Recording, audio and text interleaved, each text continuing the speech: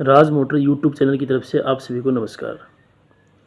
आज आपको इस वीडियो में बताया जाएगा कि जब भी आप लाइफ में अपने लिए कोई नई या यूज कार व्हीकल परचेज़ करते हो तो उस टाइम आपको किन किन चीज़ों को ध्यान में रखना चाहिए, क्या क्या जानकारी आपके लिए उचित होनी चाहिए। ऐसा है दोस्तों, देखो आजकल हम इंडियन मार्केट में हैं, जब भी हम कोई नया व्हीकल परचेज़ करते हैं, नई कार परचेज़ करते हैं तो यूजुअली हम क्या है, अपनी फैमिली में कोई हमारा फ्रेंड या कोई नज़दीकी जो पहले से कार यूज़ कर रहा है, हम ज़्यादातर उन्हीं से इन्फॉर्मेशन लेते हैं कि मेरे को कार परचेज़ करनी है, आप यूज़ कर रहे हो, मेरे लिए कौन सी बेस्ट कार है। हम सेकंड हैंड यूज़ भी कार लेते हैं, परचेज़ करते हैं तो भी हम उन्हीं से सुझाव लेते हैं। ऐसा है इंडियन मार्केट में आज के दिन, क्योंकि हम समझते हैं कि जो पहले से कार यूज़ कर रहे हैं वो हमें सजेशन थोड़ा सही कर पाएंगे। हम फर्स्ट बार कार परचेज़ कर रहे हैं तो, और ये सही भी है। बट ऐसा दोस्तों, काफ़ी चीज़ें ऐसी हैं जो कार पर यूज़ कर रहे हैं और हम कोई अनदर कार परचेज़ करना चाह रहे हैं तो उसके बारे में कुछ चीज़ें हमें उन लोगों से पता नहीं चल पाती, जिसके कारण हमारे लिए थोड़ा नुकसान की चीज़ है। दूसरा क्या है, जब एक इंसान कार ख़रीदना एक सपना ही है एक इंसान का, तो एक इंसान अपनी सेविंग में थोड़ा थोड़ा पैसा इकट्ठा करके कार परचेज़ करता है और उसके लिए वो कार दी बेस्ट न होकर कुछ इसमें दिक्कत हो जाए तो उसके लिए सबसे बड़ा धोखा होता है वो। तो इसीलिए मैंने आज इस वीडियो में आपको बताऊंगा मैं कि आपके लिए बेस्ट कार कौन सी है और किन किन चीज़ों का हमें ध्यान में रखना चाहिए, और कौन सी न्यू कार हमारे लिए बेस्ट है और कौन सी यूज़ कार हमारे लिए बेस्ट है, और किन चीज़ों को हमें इन चीज़ों से पहले परचेज़ करने से पहले ध्यान रखना चाहिए। फर्स्ट तो दोस्तों क्या है, जब हम कोई भी नया व्हीकल परचेज़ करते हैं तो हमारे माइंड में हम इंटरनेट से, यूट्यूब से, किसी नज़दीकी से, कहीं न कहीं से जहाँ जो व्हीकल हमें परचेज़ करना उसकी इन्फॉर्मेशन हम लोग कुछ न कुछ इकट्ठी कर लेते हैं। तो हमें पहले तो 2 या 3 कार जो भी हमारे मन में होती हैं हम उनको जज कर लेते हैं। अब मारुति की अल्टो आपको परचेज़ करनी है तो आप हुंडई की सेंट्रो देख लोगे, सेंट्रो पे जाओगे आप, मारुति वैगनार आप देखोगे, मारुति स्लेरियो आप देखोगे, हुंडई ग्रैंड आइटन आप देखोगे।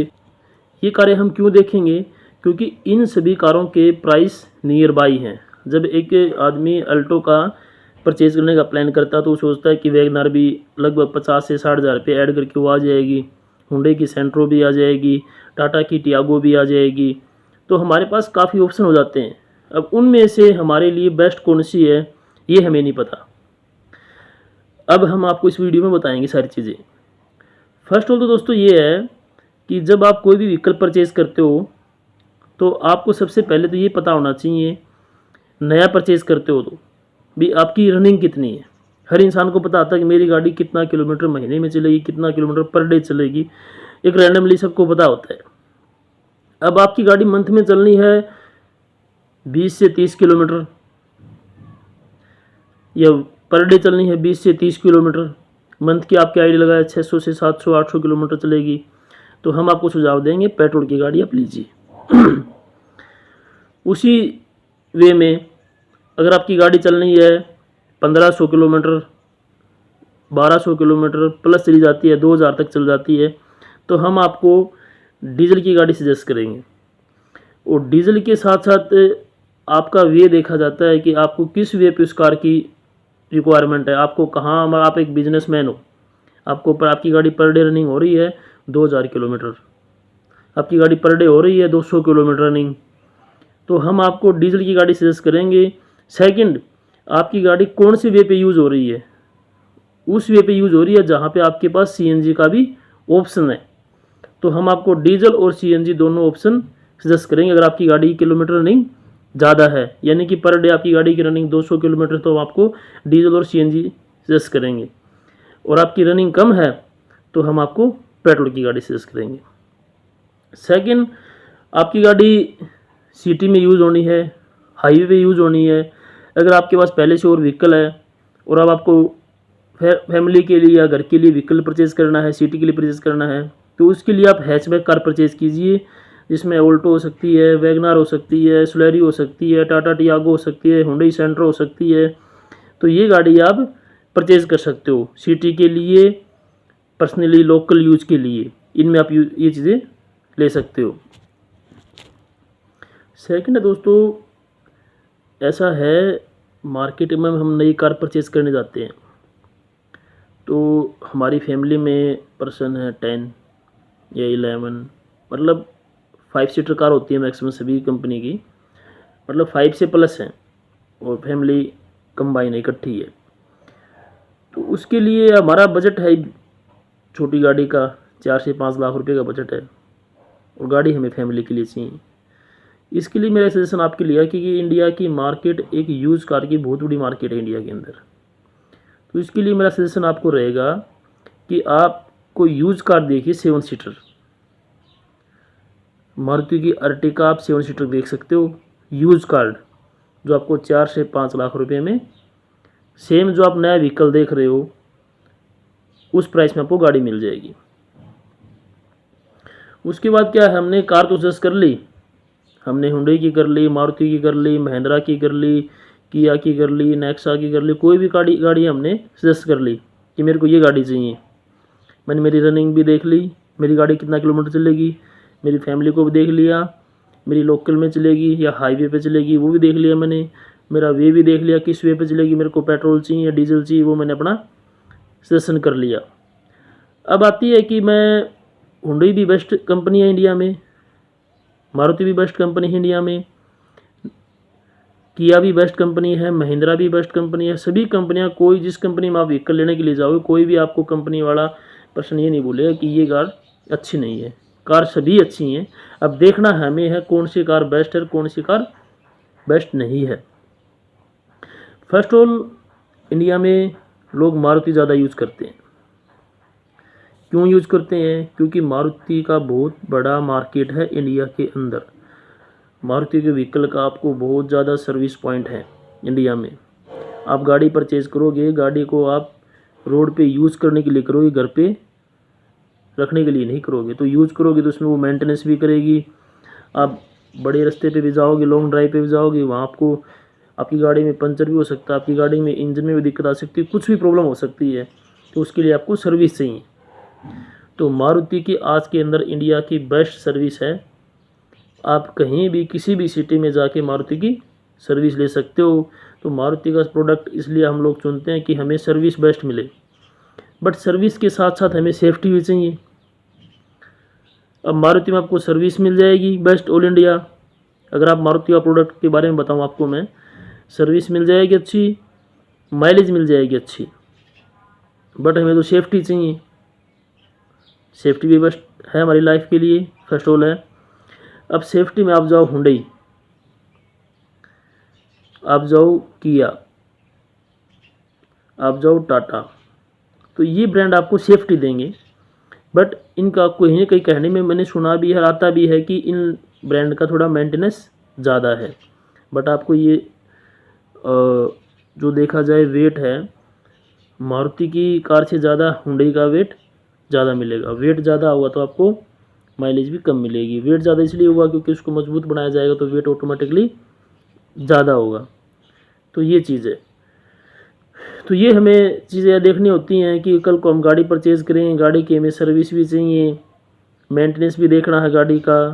तो इनमें से आप जैसा करते हो, अगर आपको अच्छी क्वालिटी चाहिए, आपको सेफ्टी चाहिए, तो आप हुंडई में जाइए, किया में जाइए, टाटा में जाइए। वहाँ आपके लिए मेंटेनेंस थोड़ा सा ज़्यादा रहेगा, रीसेल वैल्यू थोड़ी सी कम रहेगी उन गाड़ियों की। और मारुति की गाड़ी की आपको रीसेल वैल्यू मिल जाएगी, बट थोड़ी सी वो वेट कम होने के कारण गाड़ी का मेंटेनेंस कम होता है और सेफ्टी फीचर्स कम होते हैं। उसके बाद मैं बताना चाहूँगा, आपने गाड़ी भी सर्च कर ली, हमें कौन सी गाड़ी परचेज़ करनी है फाइनल कर ली। उसके बाद आता है हमारा बजट क्या है। अब मेरी गाड़ी है, वो मेरे को गाड़ी चाहिए जिसका शोरूम 5 लाख और मेरी गाड़ी ऑन रोड हो रही है 6.5 लाख रुपए में, और मेरे पास पैसे हैं 2 लाख। अब मेरे को 4.5 लाख रुपए का फाइनेंस चाहिए। अब फाइनेंस क्या होता है, हम जब गाड़ी परचेज़ करते हैं तो इतने उत्साह में होते थे हम लोग, सारी चीज़ें जिस बैंक से फाइनेंस करवाते हैं वो चीज़ें ध्यान नहीं देते। और नए ही बैंकर्स हमें एक एक चीज़ खोल के बता सकते। तो मेरी आपसे रिक्वेस्ट है, देखो 3 प्रकार के पॉलिसीज़ हैं। फर्स्ट ऑल है, आप गवर्नमेंट एम्प्लॉई हो, आप बिजनेसमैन हो, आपके पास ITR है, आप फार्मर हो, आपके पास लैंड है, आप कोई ऐसा बिजनेस कर रहे हो जिसके पास आपका कोई प्रूफ नहीं है, आप लेकिन आपका बिजनेस अच्छा चल रहा है, तो ये चीज़ें हमारे पास होती हैं। देखो, आप गवर्नमेंट एम्प्लॉई हो तो आप उसी बैंक में जाइए जहां आपकी पे आती है। हम आपको ऑप्शन देंगे नेशनलाइज बैंक का, जहाँ से आपको बेनिफिट मिलेगा कि आपको रिड्यूसिंग इंटरेस्ट पे आपको फाइनेंस फैसिलिटी मिलेगी।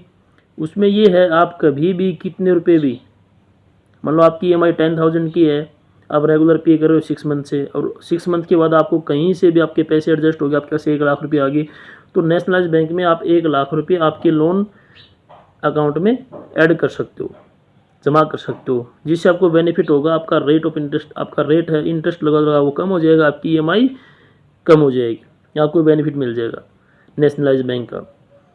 दूसरा, आप जो भी आपका फंडिंग अमाउंट, आपने 4.5 लाख रुपये का लोन लिया, आपने 10,000 की 6 EMI पे कर दी, 3,90,000 रुपये आपके बच गए। तो आप जब 3,90,000 आप बैंक में, आपके पास पैसे आ गए इकट्ठे 3,90,000, अब मेरे को बैंक को पे करने हैं, तो बैंक नेशनलाइज बैंक में आप 3,90,000 रुपये इकट्ठे पे कर सकते हो जाके, जिस पे आपका कोई भी रेट इंटरेस्ट नहीं रहेगा। आपसे जो आपका मूल है वो ही बैंक लेगा, जो रेट ऑफ इंटरेस्ट है एक्स्ट्रा वस्ट्रा सब चीज़ें आपकी बैंक माइनस कर देगा। और NOC का प्रोसेस भी बहुत फास्ट होता है नेशनलाइज बैंक में, आपको जल्दी NOC मिल जाती है। और दूसरी बात, जब आपकी EMI बाउंस होती है, किसी कारण कोई EMI हम पे नहीं कर पाते, तो उसमें भी नेशनलाइज बैंक का जो EMI बाउंस का चार्ज है वो भी बहुत कम होता है। ये है गवर्नमेंट एम्प्लॉय के लिए। सेकंड है बिजनेसमैन। बिजनेसमैन की क्या रिटर्न देखी जाती है, ITR देखी जाती है। उसकी ITR की अमाउंट क्या है, उसकी कंप्यूटेशन में उसने क्या बिजनेस दिखाया हुआ है, वो बिजनेस प्रूव कर पाता नहीं पाता है। सभी नेशनल बैंक की अलग अलग पॉलिसी है कि मेरे को फंडिंग देने के लिए कस्टमर को मेरे को इतने रुपए के मतलब ईयरली ITR चाहिए, मिनिमम 5 लाख की चाहिए, 6 लाख की चाहिए। तो ये नहीं कि आपने विदाउट टैक्स पे ही, आपने कोई टैक्स भी नहीं पिया और आपने रिटर्न भर दी और आप नेशनल बैंक से फंडिंग ले लोगे, नहीं। बैंक सारी चीज़ें देखता है। बिजनेसमैन को लोन देने के लिए नेशनलाइज बैंक, या तो आपका उसी बैंक में अकाउंट हो फर्म का और आपका अच्छा लेन देन हो तो बैंक आपको दे सकता है। अनदर आपका मतलब किसी प्राइवेट बैंक में आपका अकाउंट है और आप नेशनलाइज बैंक से फंडिंग लेना चाहते हो, तो बैंक काफ़ी प्रोसेस हैं, वो बैंक की काफ़ी टर्म एंड कंडीशन हैं, वो पूरी करनी पड़ेंगी, तभी आपको बैंक नेशनलाइज बैंक बिजनेसमैन को फंडिंग दे पाएगा। थर्ड है फार्मर। अब फार्मर के पास होती है लैंड। फार्मर के पास एक तो ऑप्शन होता है जहाँ से वो फार्मर की KCC है, उस बैंक से वो कार लोन ले सकता है। उस बैंक से कार लोन, जैसे हरियाणा सर्व हरियाणा ग्रामीण बैंक में, लगभग पंजाब नेशनल में, सर्व हरियाणा ग्रामीण बैंक में, इन बैंक में उनका कोई KCC है या अच्छा व्यवहार है बैंक के साथ, तो वो बैंक भी एक नेशनल बैंक की तरह ही फार्मर को फाइनेंस फैसिलिटी कार पे दे देते हैं। तो फार्मर को सबसे पहले वहाँ ट्राई करनी चाहिए। उसके बाद फार्मर के पास रहते हैं NBFC बैंक, प्राइवेट बैंक, जिसमें HDFC है, ICICI है, एक्सिस बैंक है, काफ़ी बैंक है मार्केट में। तो फार्मर के लिए वो चीज़ है। बट फार्मर को एक बात ध्यान में रखनी चाहिए, जब भी आप किसी बैंक से, फार्मर हो तो छोटा मोटा बिजनेसमैन हो, जब भी आप किसी प्राइवेट बैंक से किसी अपने नए व्हीकल पे या यूज्ड व्हीकल पे फाइनेंस या लोन करवाते हो, तो सबसे पहले आपको बैंक वाले से पूछो कि हमारा रेट ऑफ इंटरेस्ट क्या रहेगा, हमारी IIR क्या रहेगी। होता क्या है, बैंक वाले बोल देते हैं कि इतने रुपए की EMI बनेगी, ये लोन आपका, ये नहीं। आप उनसे पूछो रेट ऑफ इंटरेस्ट क्या है, IIR क्या है, क्योंकि मार्केट में बहुत बैंक है, कंपटीशन बहुत बड़ा है। अगर आप सही हैं, आपका सिबिल अच्छा है, स्कोर अच्छा है, आप सही हैं, तो आप मार्केट में 2, 3, 4 बैंकों से पूछो। इसमें क्या है, आपको एक तो नॉलेज हो जाएगी, कोई आपके साथ गलत नहीं कर पाएगा, कोई भी बैंकर। आपको गलत चीज़ हिडन चार्जर नहीं रख पाएगा, सभी खुल के बताएंगे, क्योंकि आप एक से पूछोगे, दूसरे से पूछोगे, तीसरे से पूछोगे, उसमें आपको रेट ऑफ इंटरेस्ट में बार्गिंग करने को मिलेगी, जिससे आपको बेनिफिट मिलेगा, क्योंकि जो देना है जिस बैंक को वो देगा।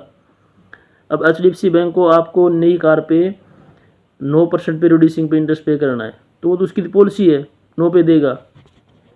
उसमें हम थोड़ा मोड़ा बहस करके हम उसको 8.80 करवा सकते हैं, 8.90 करवा सकते हैं, 8.75 करवा सकते हैं रिड्यूसिंग ब्याज को, वहाँ हम कंपेयर कर सकते हैं, लेकिन कंपटीशन के मामले में हमें बहस करनी पड़ेगी बैंकर के साथ। दूसरा, सारी चीज़ें बैंकर से हमें पूछनी होंगी कि कल ने हमारी बाउंसिंग होगी तो हमें क्या चार्जिंग पे करना पड़ेगा, कल को मेरे पास पैसे आ गए तो मैं लोन क्लोज करूँगा तो मेरे को क्या रेट ऑफ इंटरेस्ट आपको देना पड़ेगा, इकट्ठा मेरे पास पैसा आ गया तो मेरे पास मेरा लोन क्लोज होने के बाद मेरे को एनओसी कितना टाइम बाद मिल जाएगी। आज मैंने आपसे इतना रुपये लोन लिया तो आपने मेरे को कितना % इंटरेस्ट लगाया, कितना मेरा इंटरेस्ट पड़ा टोटल, और कितनी मेरी EMI बनी। वो सारी चीज़ें क्लियर करके हमें आगे बढ़ना चाहिए, क्योंकि उत्साह में हम सारी चीज़ें पूछते नहीं, बाद में बोलते हैं कि हमारे लोन ने इतना किया था, हमारी EMI बताई थी, इतने रुपये हमने पे कर दिए कंपनी को, डीलर को, तो चीज़ें बाद में हमारे बहस के लिए होती हैं, इसलिए पहले हम चीज़ों को क्लियर करना चाहिए। इसके बाद तो मार्केट में, इसके बाद क्या है, मार्केट में काफ़ी तरह की कंपनियां हैं कार इंडस्ट्री में इंडिया में, तो सभी की अलग अलग पॉलिसी हैं। जब भी हम कोई नया व्हीकल परचेज़ करते हैं तो डीलर से हमें ये चीज़ कंफर्म करनी चाहिए कि मेरे व्हीकल की वारंटी क्या है और उस वारंटी में मेरे को क्या क्या मिलेगा, क्योंकि व्हीकल चलेगा तो उसमें दिक्कतें भी आएंगी, और मशीन है, मशीन में कुछ भी हो सकता है। तो हमें डीलर से सारी चीज़ क्लियर करनी चाहिए कि मेरा व्हीकल की किस चीज़ की कितनी वारंटी है, उस वारंटी में मेरे को क्या क्या मिलेगा। उसके बाद है इंश्योरेंस। इंश्योरेंस कंपनियां भी बहुत ज़्यादा हैं मार्केट में, हमें डीलर से पहले क्लियर करना चाहिए कि मेरे व्हीकल का किस कंपनी से इंश्योरेंस होगा और वो कंपनी मार्केट में कैसी है। और इंश्योरेंस में भी काफ़ी वैरायटी होती हैं, उनकी भी हमें डीलर से नॉलेज लेनी चाहिए। मान लो आपका व्हीकल है, आपके पास पार्किंग की जगह नहीं है, आपका व्हीकल ऐसी जगह है आप रात को छोड़ के या दिन में छोड़ के अंदर रहते हो कि व्हीकल के साथ कुछ भी हो सकता है, तो उसमें इंश्योरेंस में 3 से 4 वैरायटी होती हैं। तो आपको डीलर से क्लियर करनी चाहिए कि मेरे लिए कौन सा इंश्योरेंस बेस्ट रहेगा, कल को मेरे व्हीकल के साथ कुछ भी घटना घट जाए तो। उसमें जो पैसे का डिफरेंस होता है वो 2,000-3,000 पैसे का डिफरेंस होता है, वो हम डीलर से क्लियर करेंगे तो हमें बता देगा, जो कि हमारे लिए भविष्य के लिए बेनिफिट की चीज़ है। उसके बाद हमें सर्विस का शेड्यूल डीलर से अच्छी तरह जानना चाहिए, मेरा व्हीकल की कब सर्विस होगी, कितने टाइम बाद होगी, सारी चीज़ें हमें से अच्छी से नॉलेज लेनी चाहिए। क्योंकि कई बार क्या होता है, हम सर्विस टाइम पे नहीं कर पाते तो हमारा vehicle warranty out of warranty हो जाता है, जिससे कंपनी और हमारे बीच में अच्छी ट्यूनिंग नहीं रहती है, तो हम क्या बोलते हैं कि इस कंपनी का व्हीकल ख़राब है। व्हीकल ख़राब नहीं होता, हम लोग अच्छी तरह से इस चीज़ को समझ नहीं पाते कंपनी के साथ में। इसके बाद मैं आपको बताना चाहूँगा दोस्तों, use car, second hand car, कि हमारे लिए कौन सी सेकेंड हैंड कार बेस्ट रहे। इसके लिए मार्केट में काफ़ी लोग हैं जो यूज़ कार की इन्फॉर्मेशन रखते हैं। जहाँ भी आप इंडिया में कार परचेज़ करोगे वहाँ आपका कोई ना कोई जानकार मिल ही जाएगा। तो मेरी आपसे रिक्वेस्ट है कि आप कोई भी यूज़ कार परचेज़ करो, सबसे पहले उसका रिकॉर्ड चेक करो, उसके डॉक्यूमेंट्स चेक करो, भी डॉक्यूमेंट्स कंप्लीट है या नहीं है। मैं तो आपसे ये राय दूंगा, आप SD ऑफिस, जहाँ जिस RT ऑफिस में वो गाड़ी रजिस्टर्ड है, वहाँ आप पूरी इन्फॉर्मेशन लो कि वो व्हीकल अच्छी तरह फुल डॉक्यूमेंट्स उसके कंप्लीट हैं। उसके बाद हम किसी भी कंपनी में जाके किसी अपने नॉन या अननोन किसी से अपना व्हीकल दिखाइए, क्योंकि क्या होता है, कोई डेंट है, कोई पेंट है, कोई चीज़ चेंज है, तो ये चीज़ हमें पता नहीं होती। इसके लिए हमें कोई भी जो अच्छा जानकार है व्हीकल का, उससे हमें राय लेनी चाहिए। और मेरी आपसे एक राय है, या तो आप लाइफ में कभी भी यूज व्हीकल परचेज़ करो या किसी को आप सेल करो, तो मेरी आपसे राय है, व्हीकल सेल और परचेज़ के बाद या तो उसी टाइम आप इसकी डॉक्यूमेंट्री कंप्लीट करो। किसी भी भाईचारे में, गुड फेथ में ये चीज़ें मत रखो, क्योंकि व्हीकल चलेगा तो कुछ भी मिस हैपनिंग हो सकती है। रोड पे चलने वाले व्हीकल के डॉक्यूमेंट्स हमेशा कंप्लीट होने चाहिए, किसी का कुछ नहीं पता क्या हो सकता है। तो या तो आप उनको नाम ट्रांसफ़र करवाओ या एनओसी करके अपने डॉक्यूमेंट्स कंप्लीट करके दो। वो आपके लिए जानकार हो चाहे ना जानकार हो, क्योंकि ये छोटी छोटी चीज़ें फिर कोई ज़्यादा टाइम नहीं लगना होता, ज़्यादा मेंटेनेंस नहीं होता इन चीज़ों का, लेकिन लाइफ में चीज़ें हमारे रिलेशन ख़राब कर देती हैं। और मेरी आपसे एक रिक्वेस्ट है दोस्तों, जब भी आप व्हीकल लेके रोड पे निकलो तो अपने सभी डॉक्यूमेंट्स साथ लेके निकलो, क्योंकि क्या पता हम सही हैं और सामने वाला सही नहीं हो, तो कुछ मिस अपने अपने हो जाएं तो हमारी फैमिली पे या हम पे ऐसा बर्डन ना आए जो कि इंश्योरेंस कंपनी है वो क्लेम उस चीज़ को कर सके। और एक रिक्वेस्ट है, जब भी आप नाइट में कोई भी व्हीकल यूज़ करते हो, 2 व्हीलर 4 व्हीलर एनी भी व्हीकल यूज़ करते हो, तो आपसे रिक्वेस्ट है, दिल से हाथ जोड़ की रिक्वेस्ट है कि डिपर का यूज़ ज़रूर करें, क्योंकि नाइट में डिपर यूज़ न करने से बहुत ज़्यादा एक्सीडेंट होते हैं। किसी का वो भाई होता है, किसी की बहन, किसी की बेटी, कुछ भी हो सकता है वो।